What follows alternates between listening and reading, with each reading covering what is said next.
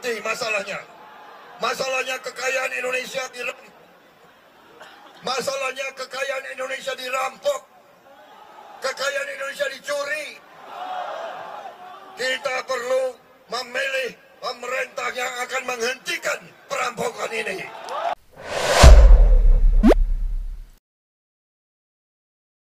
Masih ingat tidak dengan gaya pidato Prabowo di 2019 lalu? Atau gaya komunikasi politiknya? Atau narasi-narasi yang digunakan untuk menyerang Jokowi? Di mana dulu dia begitu keras menjadi lawan dari Jokowi. Latar belakangnya sebagai orang militer digunakan untuk membranding dirinya sebagai sosok yang keras dan tegas menentang pemerintahan Jokowi yang dulu dianggap pro asing. Tapi selama 2 kali melawan Jokowi dengan gaya politik dan narasi yang sama, berakhir dengan kekalahan.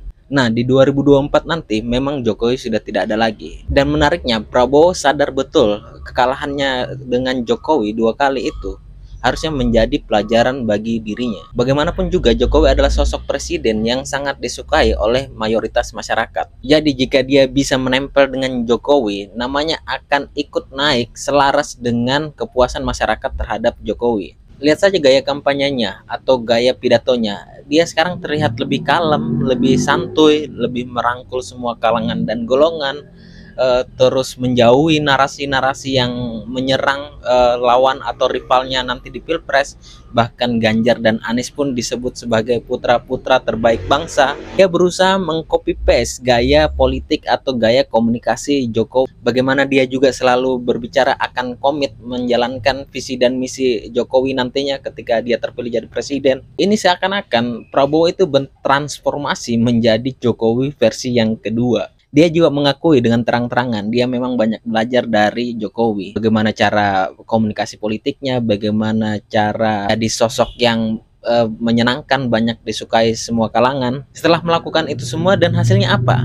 Boom, kini Prabowo menjadi capres yang paling unggul di beberapa lembaga survei tanpa gagasan yang bombastis, tanpa narasi yang bombastis, tanpa prestasi yang wah. Dia cukup membranding dirinya sebagai orang yang sangat dekat dengan Jokowi, sebagai orang yang dekat dengan keluarga Jokowi, sebagai orang yang dekat dengan relawan Jokowi, sebagai orang yang satu sefrekuensi dengan Presiden Jokowi. Itu membuat namanya melejit naik, mengalahkan Ganjar Pranowo dan Anies Baswedan di beberapa lembaga survei.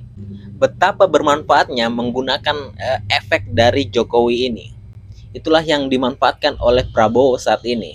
Gini yang ketar-ketir tentu saja dari kubu Ganjar Pranowo, bagaimana tidak. Mereka tidak bisa menyerang Prabowo yang saat ini visi dan misinya atau gagasannya bisa dibilang mirip-mirip dengan kubu dari Ganjar Pranowo.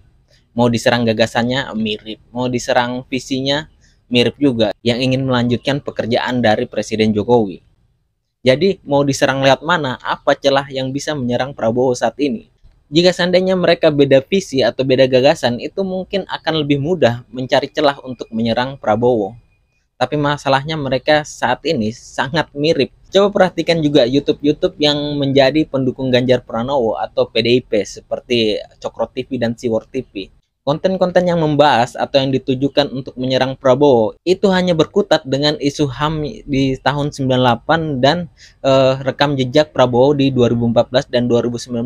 Itu saja mereka ulang-ulang untuk membuat narasi untuk menakut-nakuti masyarakat dengan rekam jejak Prabowo yang kelam. Mereka sama sekali tidak menemukan celah untuk menyerang Prabowo saat ini. Nah, setelah semua hal yang saya bahas tadi, apakah strategi untuk melekatkan nama terhadap Jokowi itu bisa mengantarkan Prabowo pada kemenangan perdananya? Atau apakah PDIP akan menggunakan kartu asnya nanti untuk mengalahkan Prabowo, di mana kartu asnya ini ya Jokowinya sendiri? Sebagai kader partai PDIP, otomatis Jokowi akan ditekan atau diintervensi untuk menyatakan dukungannya ke Ganjar. Tapi masalahnya Jokowi masih menjadi seorang presiden, dan seorang presiden sangat tidak etis terang-terangan mendukung salah satu pasangan capres. Jadi ini adalah hal yang sangat susah di kubu Ganjar Pranowo saat ini. Melihat elektabilitas Prabowo yang terus naik meninggalkan Ganjar dan Anies.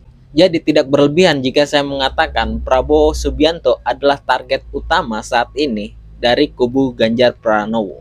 Saya penasaran ya, apa yang akan dilakukan kubu Ganjar Pranowo ini untuk menjatuhkan seorang Prabowo, untuk menurunkan elektabilitas dari seorang Prabowo. Oke, sekian saja video kali ini. Terima kasih sudah menonton. Ayo kita lihat ke depannya bagaimana pertarungan ini berakhir.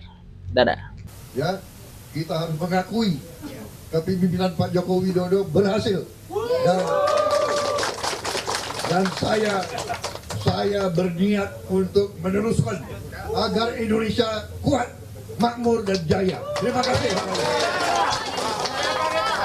Terima kasih saudara teriak Prabowo presiden. Tapi saya jadi presiden atau tetap jadi presiden, saya tetap akan membela bangsa dan rakyat saya. Kita lihat mungkin Mas Ganjar Pranowo dan Mas Anies Baswedan. Saya ingin sampaikan, mereka dua-duanya adalah putra terbaik bangsa Indonesia juga.